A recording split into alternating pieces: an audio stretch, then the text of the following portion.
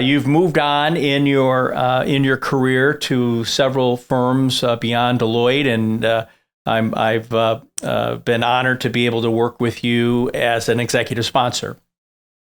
And I think we've seen some pretty good benefit, real live deal flow that has come out of this work.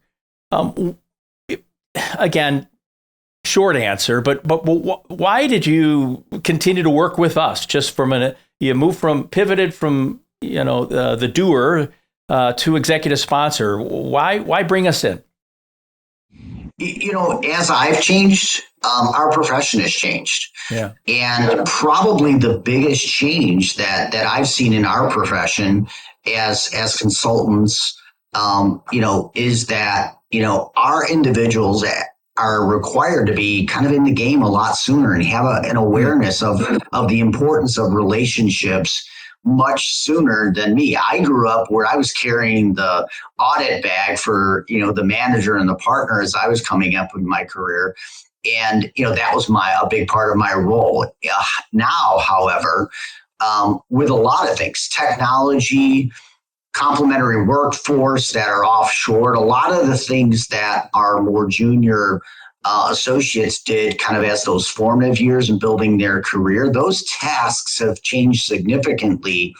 And there's less of them, right? There is a little bit of a shortage of the types of individuals we hire in the marketplace. People are just taking different paths and different careers. So public accounting, professional services isn't maybe as attractive as it once was. So to kind of balance out the, kind of the need and the asset we have essentially in all of our human capital, but also leverage those skills that they've learned and get them into developing relationships sooner. And I'm talking pre-COVID was very important to me.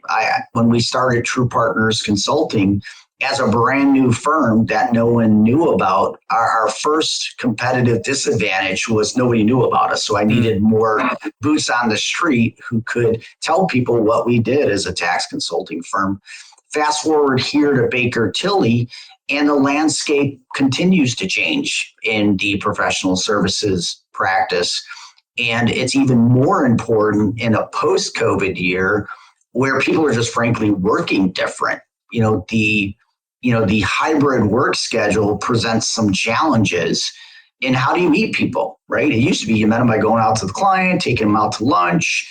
Who would have thought it'd be hard to invite someone to lunch and get them to accept? But that's a little bit harder because you've got to navigate schedules and hybrid work schedules and working remote, and maybe people who've even moved to a different state or city than you're in. So, there's even more challenges, which is really reinforcing the fact that these skills are really important, and how you apply them today is different than how you would have applied them, 4 years ago.